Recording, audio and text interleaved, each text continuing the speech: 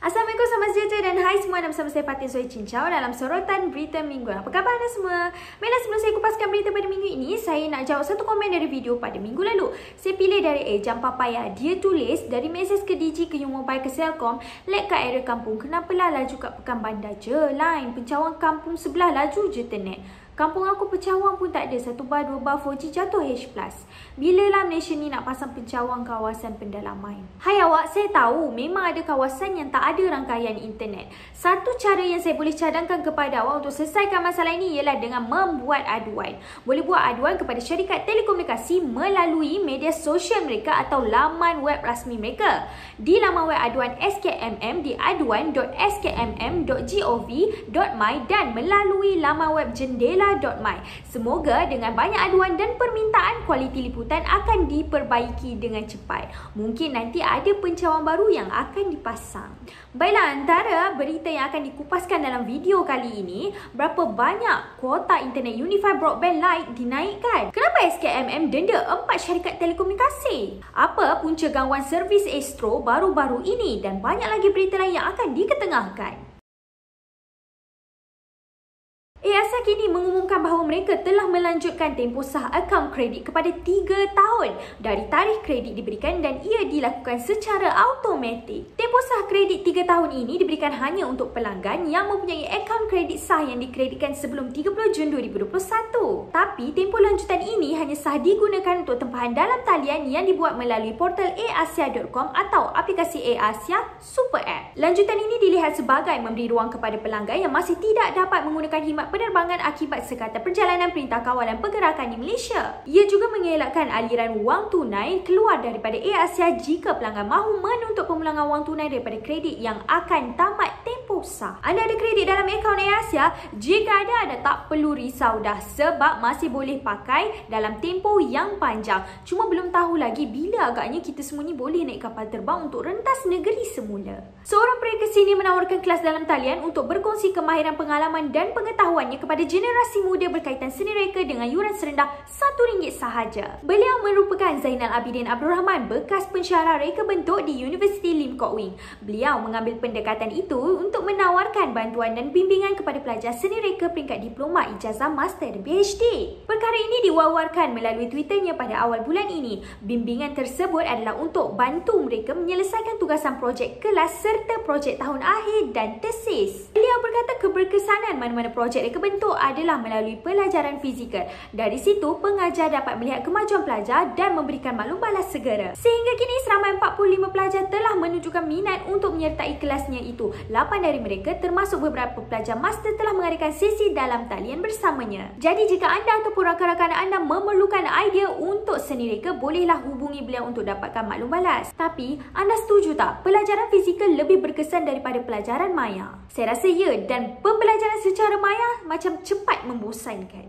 Produk yang tidak bergantung kepada isyarat satelit, Astro Ultra Plug and Play Box nampak seperti sama macam Astro Ultra Box yang ada sekarang.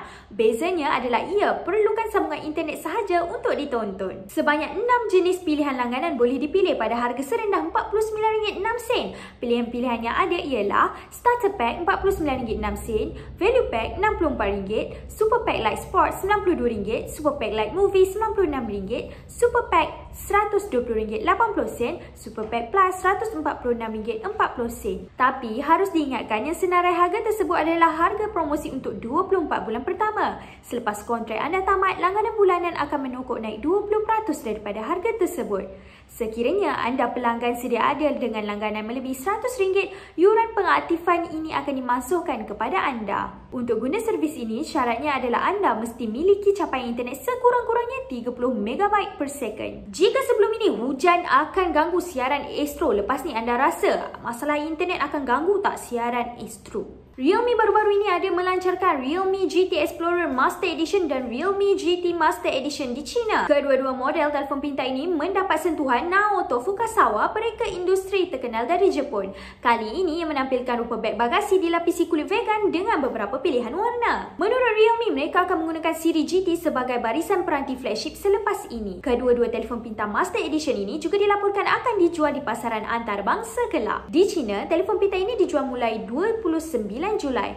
Harga Realme GT Explorer Master Edition serendah RMB 2,899 sekitar RM1,896 dan Realme GT Master Edition serendah RMB 2,399 sekitar RM1,569. Dari segi spesifikasi, bagi Realme GT EME, ia dikuasakan chip Snapdragon 870. Skrin pula sebesar 6.55 inci melengkung di kedua belah sisi. Dari jenis Super AMOLED 120Hz HD penuh. Kapasiti baterinya 4,500 mAh dengan sokongan pengecasan pantas 65W. Kamera di belakangnya ada 3 gandingan kamera utama 50MP, kamera ultralebar 16MP dan kamera makro 2MP. Di hadapan ia menggunakan kamera 32MP.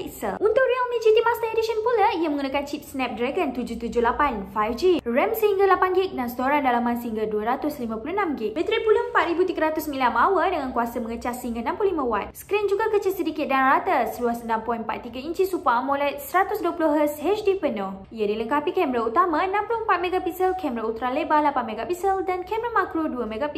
Di hadapan, ia menggunakan kamera 32MP.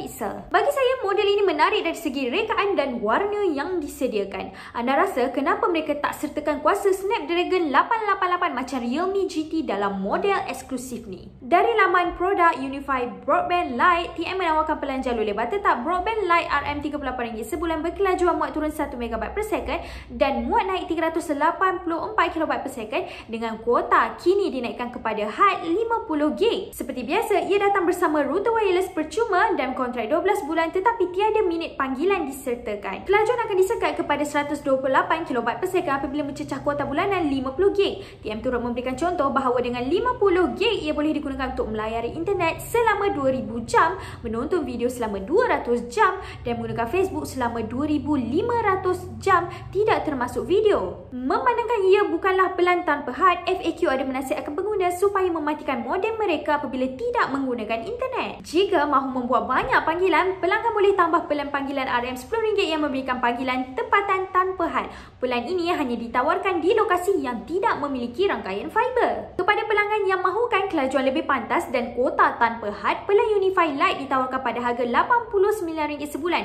Berbeza mengikut lokasi, kelajuan muat turun ditawarkan sehingga 8MB per second dan muat naik sehingga 512KB per second. Bila had kuota dinaikkan kepada 50GB daripada dulunya 1GB barulah rasa berbaloi sikit, betul tak? Tapi kawasan anda dapat tak rangkaian TM Unify ni? Pada suku kedua tahun 2021, Suruhanjaya Komunikasi Multimedia Malaysia SKMM telah mengeluarkan 64 kompon bernilai 3.2 juta kepada 4 syarikat telekomunikasi. Ia diberikan kerana kegagalan syarikat mematuhi rancangan penomboran dan pengalamatan elektronik di dalam Peraturan Komunikasi dan Multimedia Penomboran 2016 serta ketidakpatuhan kepada garis panduan Prabaya bagi pendaftaran pengguna akhir. Kompon terbesar dikenakan kepada Maxis Broadband sendirian berhad sebanyak 56 kompon bernilai 2.8 juta. Sebanyak 54 kompon kerana kegagalan mematuhi rancangan penomboran dan pengalamatan elektronik serta 2 kompon lagi atas ketidakpatuhan kepada garis panduan Prabaya bagi pendaftaran pengguna akhir. Kompon lain diterima oleh U-Mobile sendirian berhad, Digital Communications sendirian berhad dan XOXcom sendirian berhad,